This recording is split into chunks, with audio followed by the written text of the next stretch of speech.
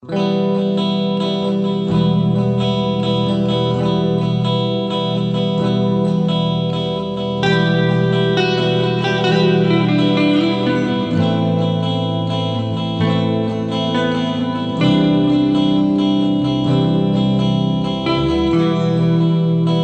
a famous formulation in the law known as Blackstone's formulation. It comes from 18th century English jurist William Blackstone, who wrote that it is better that 10 guilty persons escape than that one innocent suffer. The question is whether we've created a criminal justice system that gives life to Blackstone's formulation. According to Brian Stevenson of the Equal Justice Initiative, the answer is no. I mean, it's fascinating. Death penalty in America is defined by error. For every 9 people who have been executed, we've actually identified one innocent person who's been exonerated and released from death row. A kind of astonishing error rate. 1 out of 9 people, innocent. I mean, it's fascinating. In aviation, we would never let people fly on airplanes if for every 9 planes that took off, 1 would crash. But somehow we can insulate ourselves from this problem. It's not our problem. It's not our burden. It's not our struggle. Out of all the evidentiary doctrines that we have, there's one that stands out as being diametrically opposed to Blackstone's formulation, and you can get a pretty good sense of it from a comment by Bruce Willis's John McClane in the movie Die Hard 2. Man, I can't fucking believe this. Another basement, another elevator. How could the same shit happen to the same guy twice? How can the same thing happen to the same guy twice? That's the gist of the doctrine of chances, in which jurors are asked whether bad luck is actually bad faith. It's the evidentiary doctrine at the heart of a trial that took place in North Carolina in 2001, but with 2 key differences. First, jurors were asked, how can the same thing happen to the same woman twice? And second, it wasn't really the same thing at all. Hi and welcome to Undisclosed, the State versus Pamela Lanier. This is the first in the series of 4 episodes about the case of Pam Lanier, who was convicted of the 1997 murder of her husband, Doran, in Chinkapin, North Carolina. My name is Rabia Chaudhry. I'm an attorney and author of Adnan's story. I'm here with my colleagues, Susan Simpson and Colin Miller. Hi, I'm Susan Simpson. I'm an attorney in Washington, D.C., and I blog at theviewfromll2.com. Hi, this is Colin Miller. I'm an associate dean and professor at the University of South Carolina School of Law, and I blog at Evidence Prof Blog.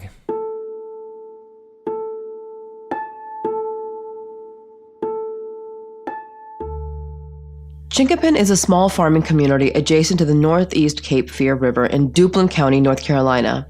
Many of its residents have the last names Lanier and Hatcher, including several people involved in this case.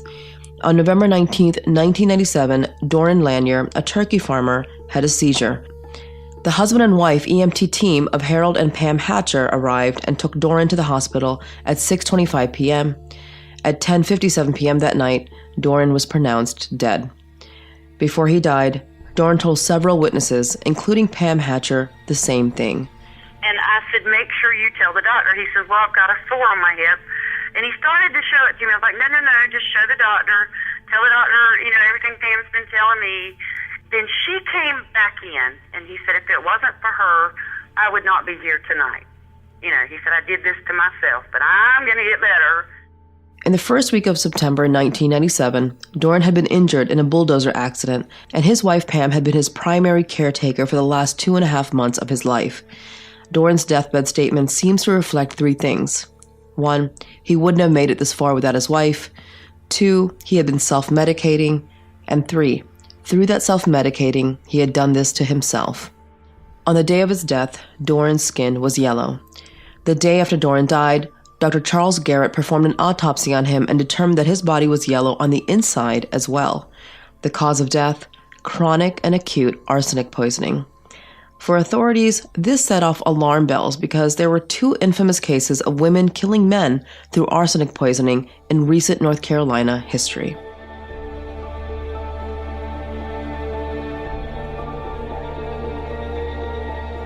In 1978, Roland Stewart Turner died, and elevated levels of arsenic were found in his system. Suspicion soon fell on his caretaker, Velma Barfield. Later, the case was covered on CNN's Death Row Stories, and here's an excerpt from that episode. A curious prosecutor began investigating. He decided to check the death certificates of all the people who had died in Velma's care. He found a pattern. It was like a suit of cards. acute gastroenteritis, acute gastroenteritis, acute gastroenteritis, gastroenteritis, and gastroenteritis. So they exhumed the body of Velma's deceased husband, Jennings Barfield. Testing then revealed elevated levels of arsenic.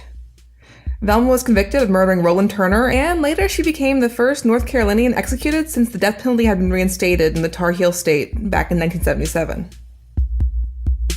About a decade after that, the Reverend Dwight Moore became violently ill one day after eating a fast food fried chicken sandwich, which was given to him by his wife, Blanche Taylor Moore. After going to the hospital, it was determined that he had received 20 times the lethal dose of arsenic in his system, which was the highest the hospital had ever seen. Blanche had previously dated a man named Raymond Reed, who had also died under odd and suspicious circumstances. Here's a clip from another show, this time Deadly Women, talking about the Blanche Taylor Moore case. Blanche would be charged with assault, and police probed further, exhuming the body of Raymond Reed. The chief medical examiner in North Carolina, John Butts, M.D., exposed one of the state's most audacious murders. This is graphing of the quantities of arsenic that were found in Mr. Reed's hair, and this tells us that that initial illness was a result of arsenic poisoning, but also tells us that he continued to receive arsenic while he was in the hospital.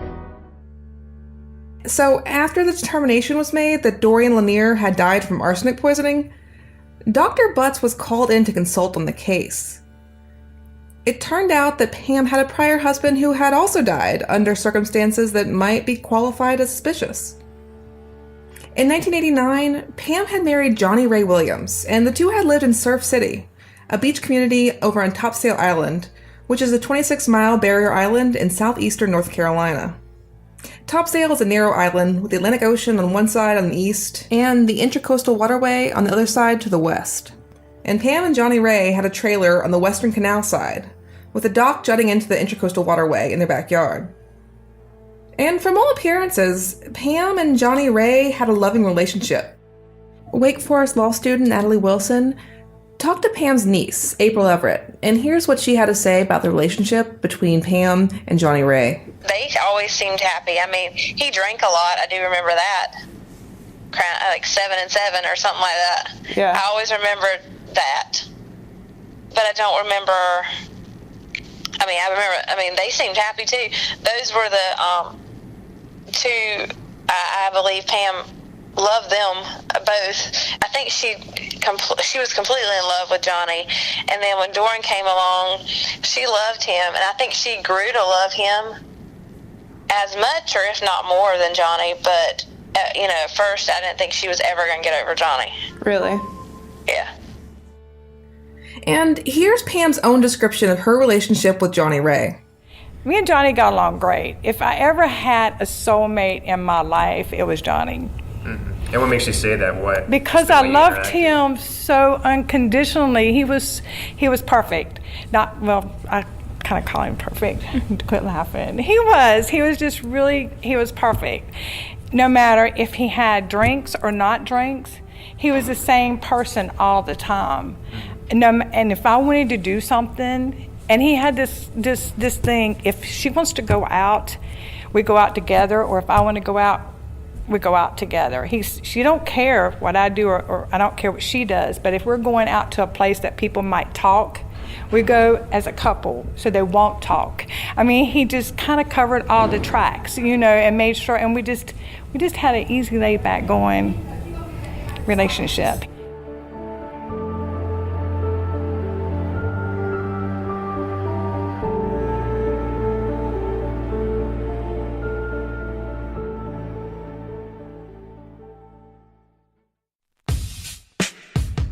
Blue Apron is the leading meal kit delivery service in the US, and while many people know what they do, many don't know about the types of meals you eat when you cook with Blue Apron. For example, as a pescatarian, I'm really looking forward to two of their upcoming meals in May: the Southern Spice Cod and Tartar Sauce with buttermilk mashed potatoes and sweet pepper slaw, and the Lemon Ginger Salmon over carrots, spring peas, and orzo. Blue Apron offers two things that are huge to me: ease and flexibility. In terms of ease, they deliver fresh, pre-portioned ingredients and step-by-step recipes right to my door, making it easy to cook them after a long day of work. And in terms of flexibility, Blue Apron offers 3 plans. A 2-person meal plan where you can choose from 8 new recipes per week with a choice to receive either 2 or 3 recipes any week. A family plan that serves 4 people where you choose from 4 new recipes per week with a choice to receive their 2, 3, or 4 recipes any week. And a wine plan where you get 6 bottles of wine from renowned winemakers delivered monthly. And there's never been a better time to try Blue Apron. For 6 weeks, from April 16th through May 21st, Blue Apron is teaming with Airbnb to bring you the best home cooking from around the world. Each week, the menu will feature a recipe developed in collaboration with an Airbnb Experiences host like Cece, a chef from Shanghai who makes incredible Kung Pao chicken, a beloved sticky sauce mix of crispy brown chicken and vegetables. So check out this week's menu and get your first 3 meals free at blueapron.com/undisclosed. That's blueapron.com/undisclosed. Blue Apron, a better way to cook.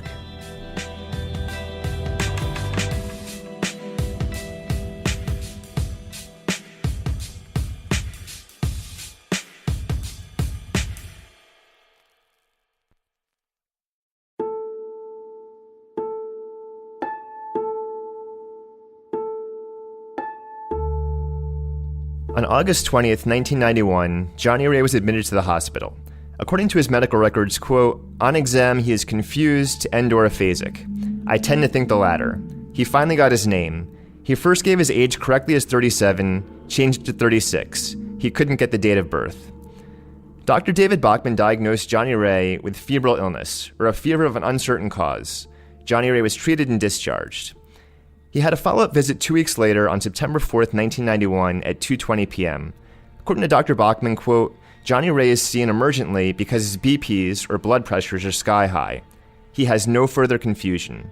He has cut his smoking in half down to 1/2 pack per day. He has a lot of shakiness and tremors, probably due to cutting down on the alcohol and cigarettes." Johnny Ray was discharged later that day with a prescription for Tenormin for his blood pressure and Ativan for his shakiness. According to Pam, throughout the day, Johnny Ray took Tenormin for his blood pressure and 5 Ativan pills and some Benadryl for his shakiness. She also said that he drank about 1/3 of a 1.75-liter bottle of Seagram's. Their 8-year-old son Dustin says that around midnight, Johnny Ray said he was going to check the crab pots off the dock. Pam responded by telling him that he didn't need to go out, and Johnny Ray replied, quote, "I'm going out to check them anyhow." Johnny Ray then walked out in the dock with a glass of liquor in his hand. According to Dustin, Pam opened the back door and yelled at Johnny Ray to come back in. Johnny Ray turned around at hearing Pam's voice and then turned back around again, tripping and falling into the water. Here's Pam's current recollection of Johnny Ray falling into the water. Is he out of sorts at all? Does he seem normal? Him and Dustin went out to check the crab pots, and I asked him not to go out. Right, so he says around midnight, I'm going to go check the crab pots. Yes, he puts the crab And what reason did you tell him not to go out then? Because he had already been drinking, it was late, and Dustin was up, and he was wanting to go with him, and I didn't want Dustin out there with him. Mm-hmm. And so he starts walking out to check the crab pots, and then what happens next? I was coming out the door, and he was down at the end of the dock, where the dock is, and he started wavering a little bit, and Dustin hollered at me, "Mama, Daddy's gonna fall," and he did fall, and I come running out there to him, and when I got out there, we had a like a crab pot net. He was fighting, like he was fighting a little bit, and Johnny could swim. And I put that out there for him, and he couldn't grab it, and then he went down under. I said, "Come here, Dustin." I grabbed him because I couldn't see him. I grabbed him and I run down the street to Thompson's house, I think is Rudy Thompson, and I got him, and he come back up there with me. Pam and Johnny Ray didn't have a phone in their trailer, so as she noted, Dustin and she ran over to the house belonging to their neighbor Rudy Thompson to call 911 and to try to get some help. I talked to Thompson about his recollection of the night of September 4th. What I do remember, of course, is going down there that night. I want to say her son or somebody came up to the house and got us, and I went right down there right away as soon as they either called or came up. I don't remember how, who came up and got me, but I went down there. I was the first one on the scene, and I was told he was right beside the pier. Right beside the dock that went out into the water. And whenever I got there, I didn't see any bubbles. I didn't see any person. I didn't see anybody in the water at all. And, I looked and stayed, and I think somebody came up with some headlights or something shining on the water and trying to see if he was out there anywhere, because that's what she was hollering about. He had fell in off the dock. He had been drinking and everything else, and had a crab pot or something out there, and he fell in. Finally, after the Surf City police arrived, Johnny Ray's body surfaced. It might have been an hour that was down there, and finally we saw a white T-shirt floating about midway of the wharf, of the canal. I helped pull him to shore. The police report by Officer M.C. Schulz in the drowning suggests a more compressed timeline. It notes that a 911 call was received at about 12:08 a.m. and that Rudy Thompson retrieved Johnny Ray's body from the Intracoastal Waterway at about 12:30 a.m. I asked Thompson about whether Pam was acting the way you might expect given the circumstances. I want to say, yeah. I mean, she was upset. She was hollering, "Somebody's got to help me," stuff like that. Best I can remember. It's been years. Right. The Surf City Police Department seemed to agree. There were no signs of bruises or cuts on Johnny Ray's body and no other signs of foul play. And so, in 1991, Johnny Ray's death was officially determined to be accidental. But now, after Doran's death in 1998, and with Dr. Butts on board, the decision was made to exhume Johnny Ray's body to determine whether he had elevated arsenic levels in his system. According to Pam herself, the state was trying to prove that she fit the archetype, or really the stereotype, of the Black Widow, who marries men and then murders them for their money. The state probably didn't need Pam's consent to exhume Johnny Ray's body, but she gave it to them anyway. And then what's going through your head when you learn that they're going to exhume Johnny Ray's body? I signed for them to do it. Mm-hmm. I told them when they told me that they wanted to do it, and Doug says they're talking about it, he said, now we can do it this way. We can either get you to sign for it, or they're going to probably down the road force it. If it would be better if I picked up the phone and called and said, listen, she's okay with this. She signed the papers, and I signed the papers. Right. Johnny Ray's body was exhumed on January 23rd, 1998. By this point, the case had garnered a good deal of attention, and the exhumation was aired on the news. We watched it on television. It was awful. Matter of fact, there was a clipping about it on television. The exhumation? Yes, where they dug him up. Mr. Brown, the sheriff, had donuts and coffee out there. All that was on the news. It was a big blow up on the news about it. And they had it all on the news, and he told me, if there's one thing that they can catch you on, he said, they're going to be back to lock you up tomorrow. He said, I'll be honest. He said, because they're trying so hard. The place was crawling with people out there at the graveyard. You would not believe how it looked. Dr. Butts performed an autopsy on Doran's body and issued his report on March 9th. According to the report, quote, a toxicological examination of tissues obtained at autopsy were negative for heavy metals by a Röntgen screen and demonstrated insignificant levels of arsenic by more specific quantitative analysis. This would rule out arsenic as a cause of his death and as an explanation for his previous episode of mental confusion. In the district attorney's press release 2 weeks later, he would note that, quote, at the autopsy, no obvious sign of injury was identified. Toxicological examinations of tissue were conducted and no significant levels of arsenic were detected. Arsenic was ruled out as a cause of death. The autopsy did not disclose any additional findings that would contradict the previous ruling of accidental drowning as the cause of death. At this point, you might be wondering why we're even mentioning the drowning of Johnny Ray, because surely it could have played no role in the prosecution of Pam for poisoning Doran. After all, Johnny Ray's death was deemed accidental. Well, it turns out the death of Johnny Ray was the centerpiece of the state's case against Pam Lanier. Once again, here's Pam Hatcher, the EMT called to the Lanier house on the night of Dorian's death. If you've read the transcript, if you're familiar with it, and if you wanted to sit down and count the times Johnny was mentioned and the times Dorn was mentioned, you'll see it's like triple Johnny, Dorn nothing. When I spoke to Pam Lanier's mother, Shirley, she expressed a similar sentiment. We did not have the trial on Dorn. We had it on Johnny Ray. Right. That's what a lot of people say, yeah. We never had a trial on Dorn. Never did we have a trial on Dorn. And Pam herself says the same thing. The whole trial was on Johnny. It wasn't on Dorn. Mm-hmm. It wasn't on Dorn at all. Right. I mean, they didn't use, matter of fact, Doug told me up to the point when they brought Johnny up, he told me straight up, he said, when we go to court, he said, if they had not have brought Johnny Williams up, he said, I wouldn't even worry about this. He said, but now that they're trying to throw Johnny in it, he said, they're going to make it look like you had two husbands to die the same way. He said, even though we know, but he said that's not the way they're going to do it. So yes, Pam had two husbands who had died under strange circumstances, but they were very different in nature. So how is it that the drowning of Johnny Ray would come to play not just a role, but the starring role at Pam's trial for murder for her second husband, Dorian? In this case, the reasons trace all the way back to 1915. In January of that year, British Detective Inspector Arthur Neal received a letter with two newspaper clippings concerning the drowning deaths of Margaret Elizabeth Lloyd and Alice Smith in bathtubs. Later, it was learned that Bessie Mundy had also drowned in a bathtub, and there was something that linked all three women. They had been married to George Joseph Smith. Forensic pathologist Bernard Spilsbury was assigned to the case, and you might imagine his first order of business. Here's a clip from a forensic casebook episode on the case. Spilsbury ordered the exhumation of all three bodies, but after thorough autopsies, he was no closer to finding a cause of death. As far as he was concerned, the women were perfectly healthy when they got in the bath. There was nothing to suggest they'd been drowned by force. Spilsbury went back to his books. How could Smith have done it? Finding no evidence of foul play, though, Spilsbury and D.I. Neal nonetheless pushed forward. Here's a clip from the TV show One Moment in Crime. Both Spilsbury and D.I. Neal were determined to prove that Smith killed his wives. The pair reenacted each bathtub scene, using women who were physically similar to each wife.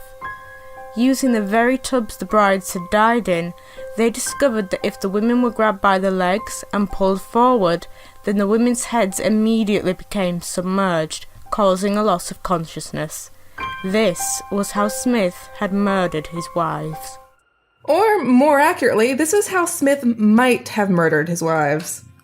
The state had no actual evidence that Smith had drowned his wives in this fashion, but at Smith's trial for murdering Bessie Mundy, the prosecutor would make an unprecedented argument. The evidence of the other two drownings should be admissible under a simple theory. What's the likelihood that the same man could have had three different wives drown without any bad faith on his part? And with that, the case that came to be known as the Brides in the Bath would capture the public's imagination. Here's more from Forensic Casebook. George Joseph Smith was tried at the Old Bailey. The Brides in the Bath murders caused an absolute sensation, grabbing the headlines of every paper and knocking World War I off the front page. As huge crowds gathered outside the courtroom, the jury retired to consider their verdict. They took just 22 minutes to find George Smith guilty of murder. He was sentenced to death and hanged on the 13th of August 1915. The Brides in the Bath case would also birth the doctrine of chances, which is the principle that allows evidence of the same unusual thing recurring in a person's life to be admitted despite the absence of proof of the defendant's wrongdoing.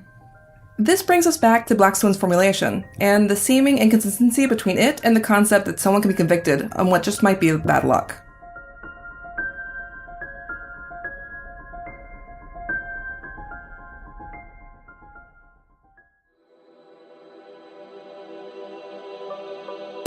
Support for Undisclosed comes from our friends at Rocket Mortgage by Quicken Loans. Chances are you're confident when it comes to your work, your hobbies, and your life. Rocket Mortgage gives you that same level of confidence when it comes to buying a home or refinancing an existing home loan. Rocket Mortgage is simple, allowing you to fully understand all the details and be confident you're getting the right mortgage for you. To get started, go to rocketmortgage.com/undisclosed. Equal housing lender, licensed in all 50 states, NMLSconsumeraccess.org number 3030.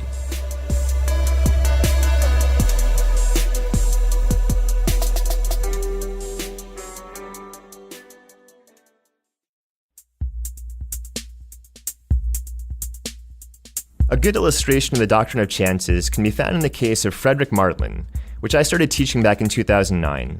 Martland lived in Michigan when his house burned down. Previous fires had damaged his home and his car, but the state had no evidence that Martland had maliciously started any of these fires.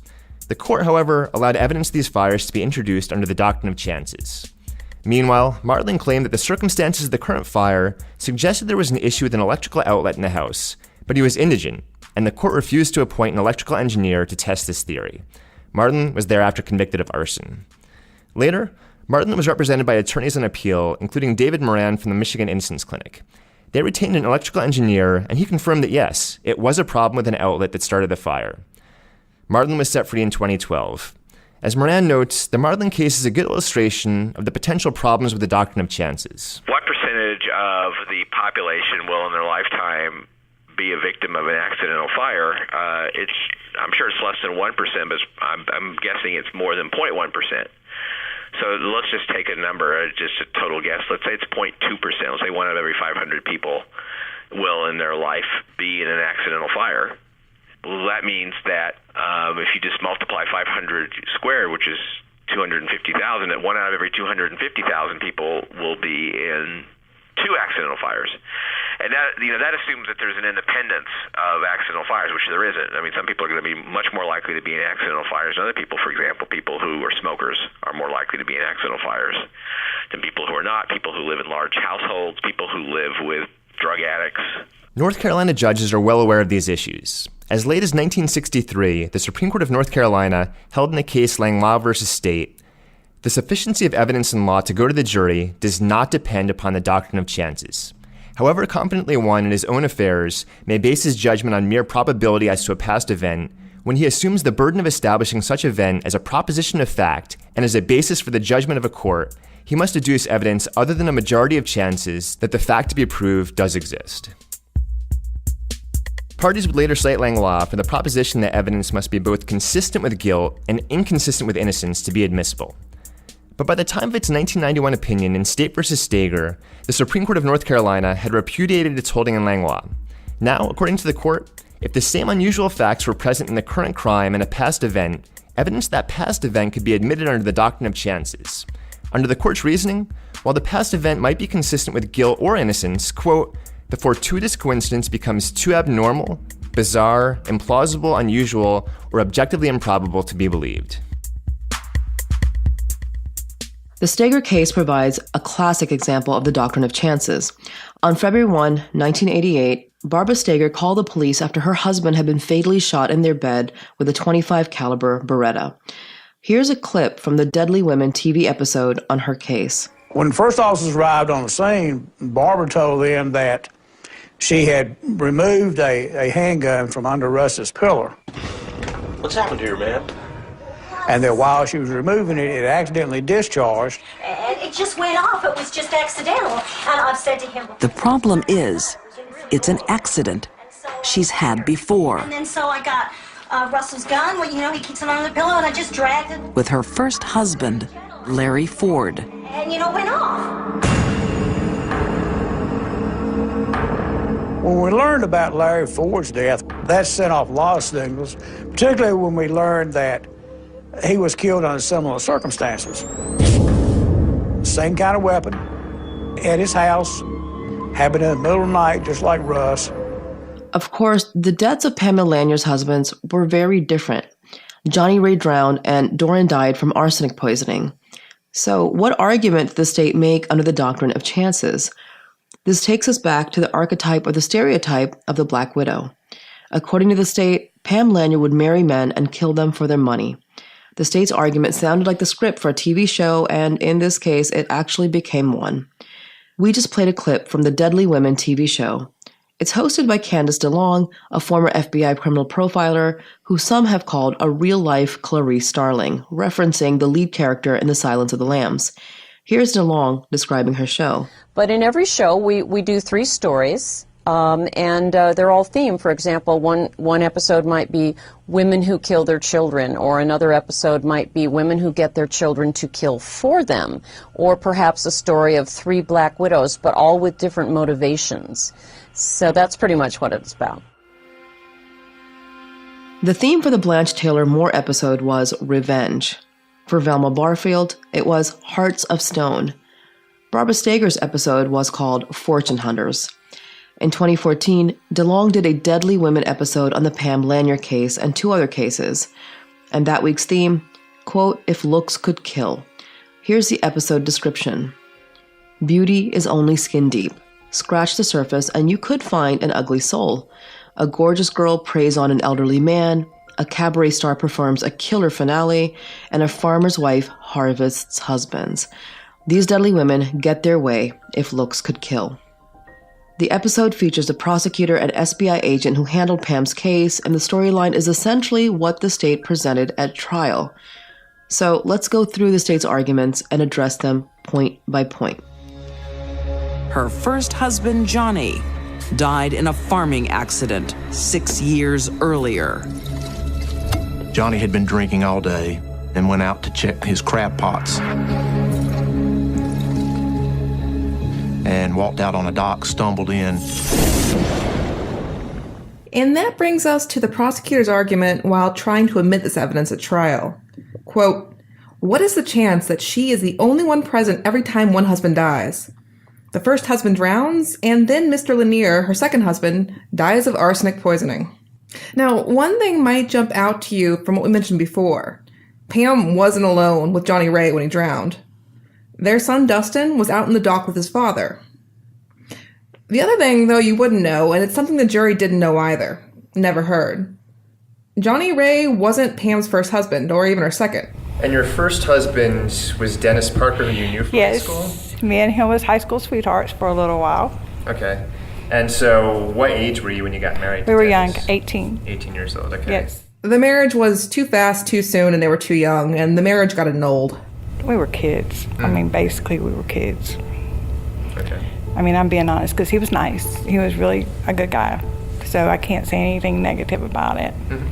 And Pam's second husband was Mac Lamons, who was actually Dustin's biological father. That relationship started well, but Mac was a drinker, and when he would drink, he would get violent. I got out of it because I didn't like being smacked every now and then. No reason I'm not gonna be smacked around. Right. Not when I didn't deserve it. Right.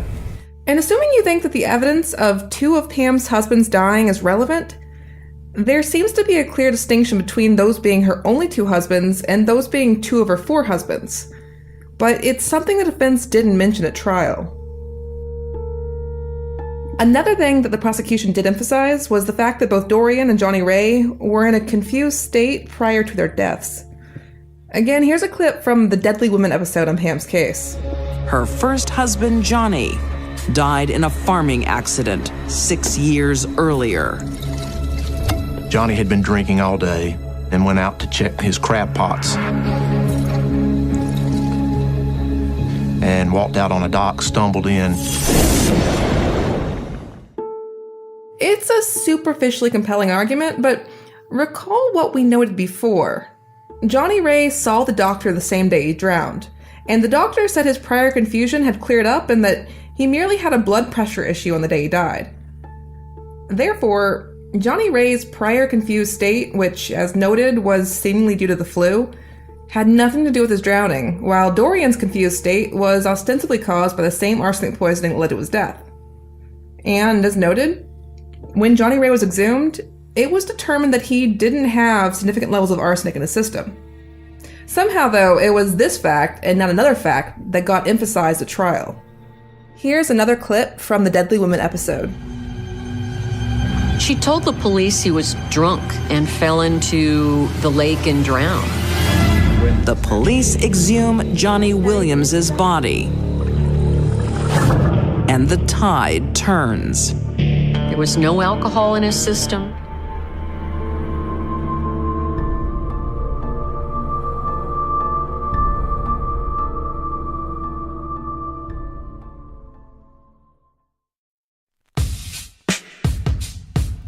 As all the ladies know, when it comes to shopping for a bra, it is all about finding the right fit for you. And there's only one lingerie brand that offers bras in sizes from AA through G and half cup sizes, and that brand is Third Love. Third Love uses thousands of real women's measurements to create bras that fit better and feel great. Now, old school bra brands, they only carry 15 sizes, and we come in many more than 15 sizes, believe me. And Third Love knows that. They have 60 sizes, including half cups. And honestly, I can't believe it's taken this long for someone to invent bras in half cup sizes. I mean, why wouldn't we need that? Beyond having one of the widest ranges of sizes, I think one of the most revolutionary things about Third Love is the way you get sized. And if anybody has been through the process, It is not comfortable, but with Third Love, all you have to do is take their Fit Finder quiz online. It just takes 60 seconds, and you can do it from the comfort of your home. You'll never have that awkward fitting room experience. So I love this Fit Finder. You take the quiz, and boom, you get the right size for you. Third Love knows there's a perfect bra for everybody, so right now they're offering my listeners 15% off your first order. I've got a couple of Third Love bras. They are beautiful. They fit comfortably. And as somebody who has struggled most of my adult life to get a good fit, it's about time. And if for some reason, which is highly unlikely, if you don't agree for some reason, returns and exchanges are completely free and easy. So go to thirdlove.com/undisclosed right now and find your perfect fitting bra and get 15% off your first purchase. That's thirdlove.com/undisclosed. thirdlove.com/undisclosed.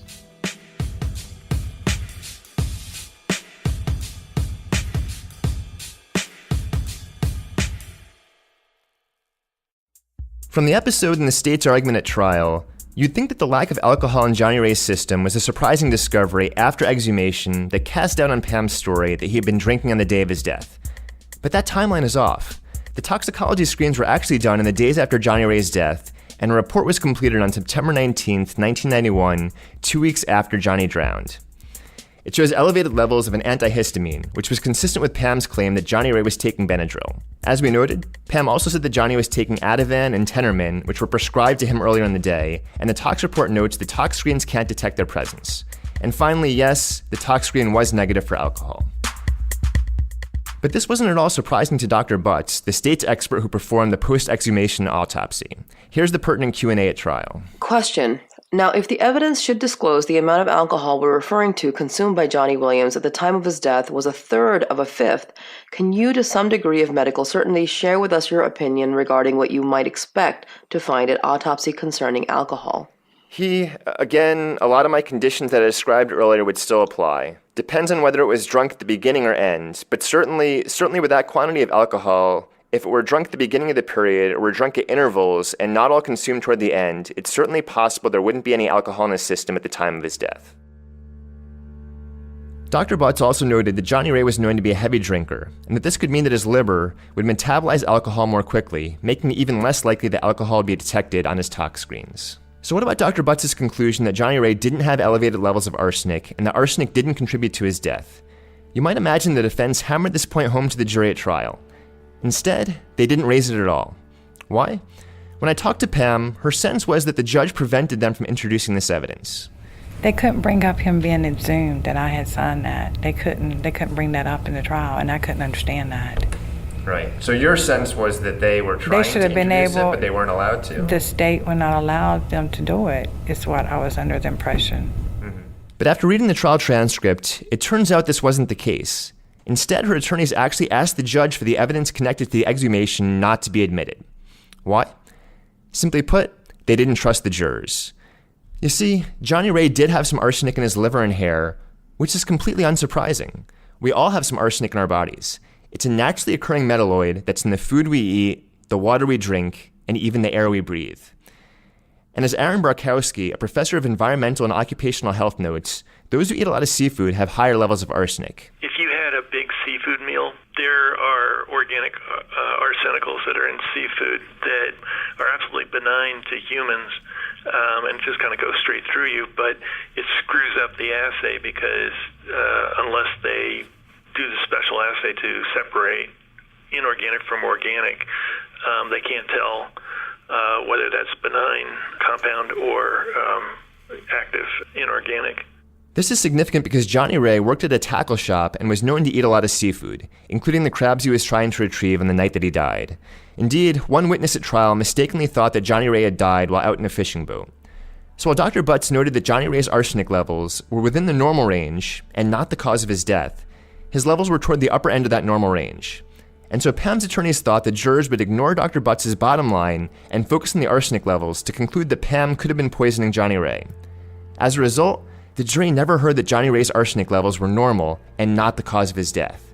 Indeed, they never even heard that a post-exhumation autopsy was done, meaning that the issue of whether Johnny Ray was poisoned was a question mark rather than the dead end we know it to be.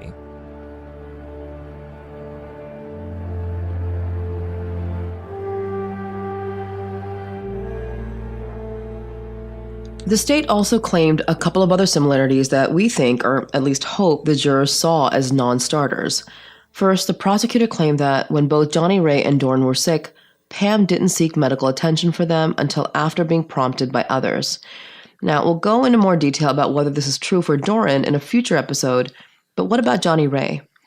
The state's evidence related to Johnny Ray's hospitalization on August 20th. Jay Britt worked with Johnny Ray at the tackle shop, and he testified that on August 19th, between 6 and 6:30 a.m., Pam came to his house, loudly knocked on the door, and said that Johnny Ray was sick, and that she wanted him to come and see about him. According to Jay, Johnny Ray seemed kind of out of sorts, but he was able to walk outside. Jay and Pam discussed taking Johnny Ray in for medical care, but nothing came of it. Then the following morning, Pam returned again between 6 and 6:30 a.m., and this time she knocked very loudly at the Britt residence, said that Johnny Ray was doing worse, and asked if he could help. This time, both Jay and his wife, Glendale, came. Pam says she thought Johnny Ray was in delirium tremens from alcohol withdrawal and tried to give him some alcohol. Jay said that he needed to see a doctor, and that's what was done.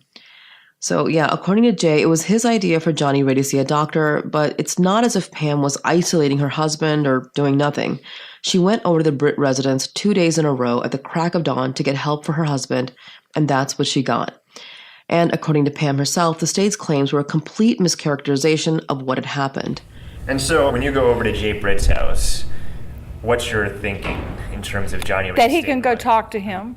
Because they were really good friends. Right. You know, he can go talk to him and maybe get him to let's go get some help. Because you were trying to get Johnny Ray to go see the doctor, and He wouldn't go, and I knew that maybe he could talk to him. And then there was the final similarity.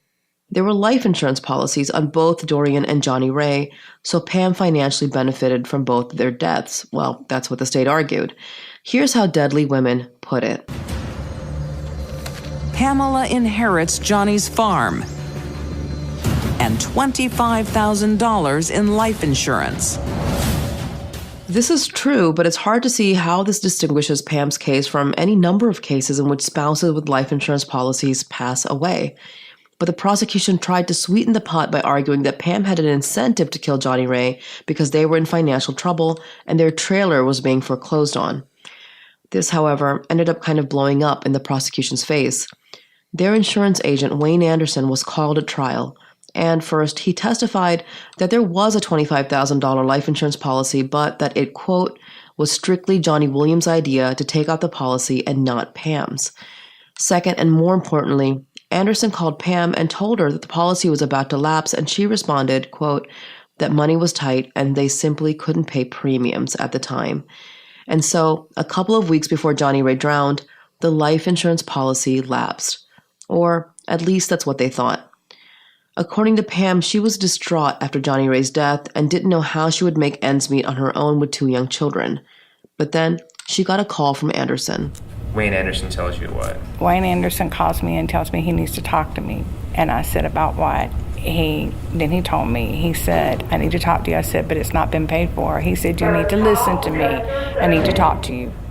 And then he told me basically that he picked it up because he thought, well, you know, we're being at the beach, you know, and we were in a financial struggle, that he picked it up and he paid. I don't remember if he paid 1, 2, 3. I don't even know how many he paid. But he said that it is paid. He said, you and the kids and Johnny still have life insurance. He said, because me and my wife picked it up. Right.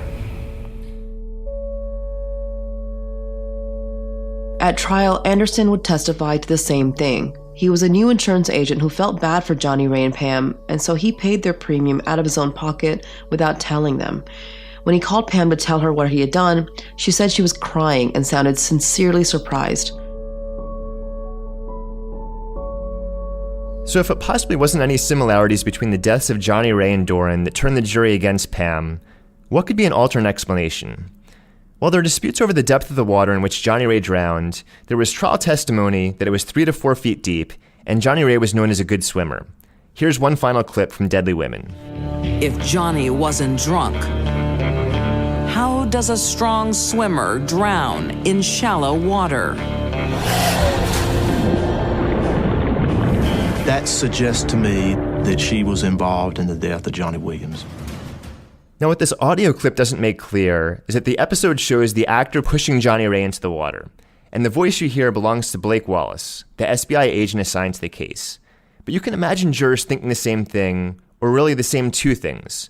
First, why didn't Pam jump in to try to save him? When I shared a document with the narrative of the case, here was Rabia's response. Okay, this is really shady. Why didn't either of them just walk into the water? It was so shallow. They just watched him drown in a few feet of water? It's a natural response, and others have said something similar, even after I told them that Pam and her son Dustin both didn't know how to swim. And then there's the second thing that jurors might have been thinking.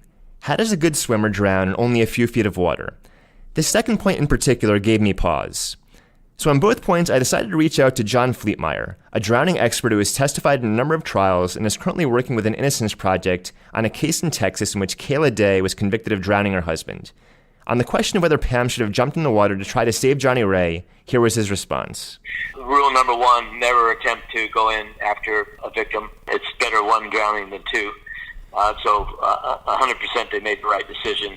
And we're actually doing a couple new videos through the National Drowning Prevention Alliance. And last thing that we ever want someone to do, including police officers. And the other thing, as a sidebar, I was contracted for 2 years by the United States Border Patrol.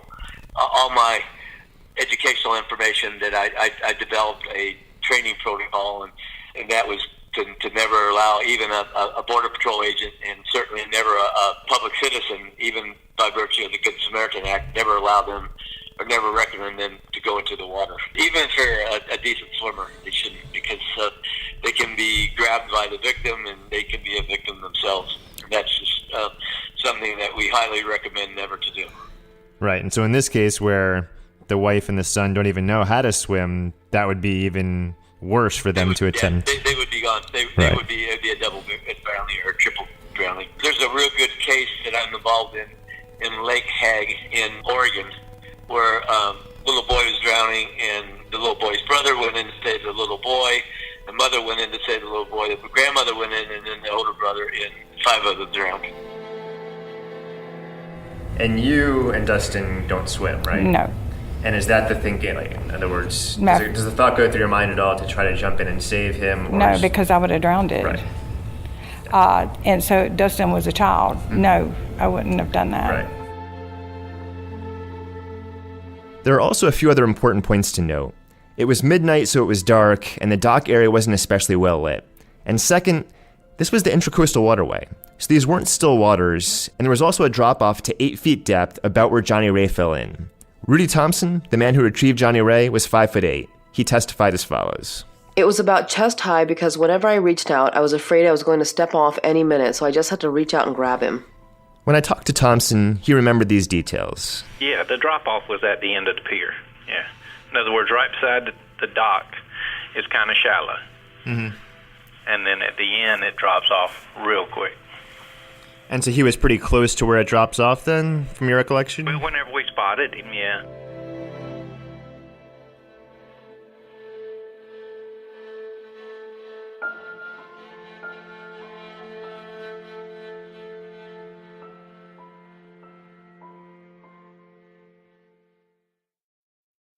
This could also answer the question of how Johnny Ray drowned, because it's not hard to imagine him falling into the 8-foot water that was just a couple feet away from the water that was chest high on a man about his height. Not to mention, in these waterways, with the tides going in and out, the current can be swift and easily pull you off your feet. But let's say that the water was chest deep where Johnny Ray actually fell. Would him drowning in that depth of water be surprising? Again, here's John Fledemeyer. In my early life, I taught police officers and first responders water rescue, and the first thing I tell them to do when they see someone drowning is to yell, "Hey, stupid, stand up." And I don't say stupid, but hey, stand up, because approximately in open water environments, 40 to 50% of active drownings are in water that's not over a victim's head. So that information doesn't come as a surprise. I don't know how tall the victim was in our case, but typically in 4 feet of water, if a person's 6 feet tall, if he's at a 45-degree angle, which wouldn't be uncommon, I could envision that being a drowning environment, and I could envision that happening. So that's what happens with shallow water drownings. The victim freaks out, thrashes around, and just never gets vertical, never finds their feet. And this is consistent with what Pam described, that After Johnny Ray fell in, he thrashed around, bobbed up and down, and then disappeared into the water. Then if this is an active drowning, typically there's a period of distress which occurs before the person goes underwater, and that period of stress is accompanied by a long period of hyperventilation. When I say long period, it's a couple minutes. And as the head becomes lower and lower in the water, a victim will begin to hyperventilate. And then you have air which you and I are breathing right now, which is the tidal volume, which is going in or out of our lungs. As our head becomes lower and lower in the water, as we hyperventilate, that air begins to escape. And as it escapes, we become negative buoyant. And as we become negative buoyant, we go underwater. At that point, sometimes a victim will bob up a few times, but eventually he or she will go underwater. And then at that point in time, they try to hold their breath as long as they possibly can. The literature shows it can be up to 80 seconds, but my research shows it's probably much shorter than that, maybe 40 seconds. And so you attempt to hold your breath as long as you possibly can, and when the urge becomes so great, you have another choice than to breathe. And when that happens, you breathe in water, and then you go into the actual physiology of drowning, where the body chemistry drastically changes. You stop breathing, the heart will continue to beat another couple minutes, and eventually that'll stop. And typically at 3 to 4 minutes, you go into what we call clinical death, and then and at 4 minutes, you still can be resuscitated. And then as the time progresses, you go into a stage called biological death, and that's when there's significant damage to the cells, especially the brain cells. And usually about 6 minutes after submergence, you can't be resuscitated, and you're biologically dead. According to Fledemeyer, Johnny Ray falling unexpectedly into the water at around midnight also means that there was a decent chance that this is what is called a dry drowning. There's a lot of situations where a surprise event would put you into the water where you would gasp, and there's a phenomenon or situation where if water touches the larynx, it will spasm and shut, and that's called a dry drowning, and we think that happens in about 10% of cases, so that's something to consider. And then, as Fledemeyer told Colin, there are risk factors associated with drowning, with a primary one being drug or alcohol use. And while there might be questions about whether Johnny Ray was drinking or how much, Benadryl was found in his system, and it seems reasonable to conclude that he took the Ativan and the Tinnerman that he'd been prescribed earlier that day. Finally, we get to the fact that Johnny Ray was wearing clothes, including the white t-shirt that Rudy Thompson remembers floating to the surface. Fledemeyer talked to Colin about his testimony about the effects of clothing on drowning in a recent case. I don't know if you have a pool. If you're near a pool, you'll be very surprised if you take a cotton t-shirt, you throw it in the water, and the jury was surprised too. They think that throwing that in the water, it might take a minute or so for it to get saturated and sink to the bottom, but in actuality, in 5 to 10 seconds, it'll be on the bottom of the pool, and that's another thing that facilitates the drowning process, because it becomes very negative buoyant and prevents a person from maintaining their body at the surface level. And the other very significant factor, and probably in this case, is whether or not the individual had shoes on. So the clothes that Johnny Ray had been wearing increased his risk of drowning, and if he'd been wearing shoes at the time, that would have increased the risk even more. Rudy Thompson told Colin that he couldn't remember if Johnny Ray was wearing shoes at the time of his death, and Pam told me that she thought he was wearing shoes, but couldn't be certain about it. But the jury never heard from a drowning expert at trial, so we're left to just speculate about what conclusions they would have reached. But there's something we don't have to speculate about. Over the last several months, I've been researching Doctrine of Chances cases from North Carolina and around the country with A.C. Parham, who'll be starting at South Carolina Law in the fall. And the conclusion we've been able to draw is that there's not any other case like Pam Lanier's case. The Doctrine of Chances has been used to admit evidence of multiple drownings, like in the Smith case. And it's been used to admit evidence of multiple shootings, like in the Stager case. And Pam's case itself set the foundation for the Michael Peterson case. in which a man was prosecuted for fatally pushing his wife down the stairs, and the state was allowed to admit evidence that Peterson was the last known person to see another woman who was later found dead at the bottom of a staircase years earlier. 1810 Cedar Street, please. What's wrong? My wife's had an accident. She's still breathing. What kind of accident? Still down the stairs. She's still breathing. Please come. Is she conscious? Attorneys at the same firm handled the appeals in both cases, and for reasons we'll discuss later, the Peterson case gives us the strongest reason to believe that Pam Lanier might one day be a free woman.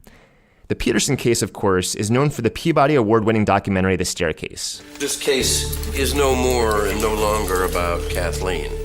Truth is lost in all of this now. Truth is of no meaning whatsoever. On the other hand, Pam's case is primarily known from her episode of Deadly Women. Her first husband, Johnny, died in a farming accident 6 years earlier. Months before that episode aired, Pam received a letter from Candace DeLong saying she wanted to interview her. The letter notes how her coverage of past cases has led to, quote, renewed legal interest in her cases and a positive response from the general public. In the letter, she notes, quote, I have no interest in blindsiding you or creating a sensationalist story for the masses. So if I take you to 2014, I know this is a touchy subject, you brought it up a little bit before, but you get a letter from Candace DeLong. Oh. She says she wants to feature you in a program, and she already did. Right. What's your thought when you get that letter? When I got that letter, I was called about it, and one of the white shirts, I think it was a lieutenant, she called me and she told me that the studio is wanting to do an interview with you. I said, on what? And then she told me, I said, I can't make no decisions without calling home. And I said, I'm not going to do this without talking to somebody. She said, well, you need to make a decision soon and let me know. Well, I went back to work, and I didn't get a chance to call nobody. But I did do this. My supervisor, she was my age. There's 2 weeks difference in her age. And I said, can I talk to you, Ms. Smith, about something? And I told her. And I said, I don't feel good about it. There's something telling me not to do it. She said, don't do it. She says, if you got that feeling, don't do it. So I went back and I told them to send it, that I wasn't going to do it. And I guess that didn't do no good. Right. And you haven't seen the actual program yourself? No, but I've heard about it. Right. I've heard it's something. I've been waiting for it to pop up here on television, so I have to fight my way the rest of the time. The Pam Lanier Deadly Women episode has been uploaded to YouTube, and it currently has 265 comments. You can imagine their tone. Absolute monster. She is evil. She should get the chair. Some women are thirsty for the money that they kill to get it. And Black Widow. It's been interesting because it's made many people gun-shy about talking with us about the case, including Pam Hatcher, who submitted the case to the Wake Forest Innocence Project, which is currently handling the appeal. Pam even was a little weary. Oh, probably because of that documentary, the so-called Everybody documentary. has seen, yes. That I refuse to watch it. Thank you, because they say it can get kind of rough. Pretty rough indeed. As we finish recording the episode, here's what Rabia noted. I saw the episode. It was awful. And actually, to be honest, when I think about this case, I can't get those images out of my head. So it's hard for me to, that's become the story. A big part of what I wanted to do in this series was to pull back the veneer of the Black Widow created by the prosecution at trial and society in general when they hear that a husband has died from something other than natural causes. It was also to give Pam a chance to reclaim her story and share it with the world. So who is Pam Lanier, and what was her relationship with Dorn? Next time on Undisclosed.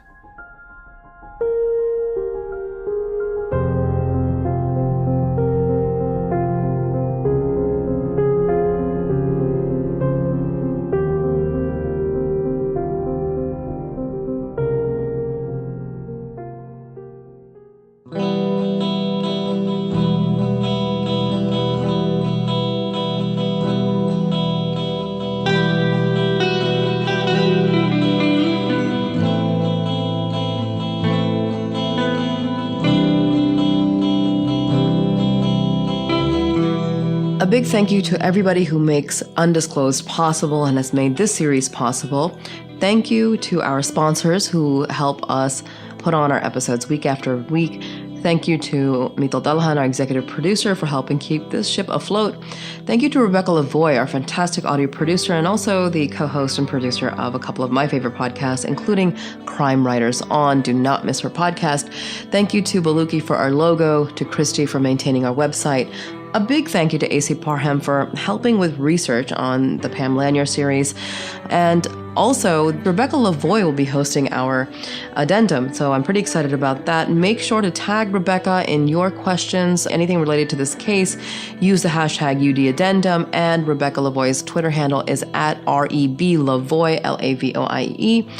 Also, a big thank you to our listeners. Thanks for coming back week after week. Check us out and make sure to follow us online on Twitter, Instagram, and Facebook. Our handle is @undisclosedpod. And please do not forget to subscribe to us on iTunes and rate us. Thanks so much. See you in a week.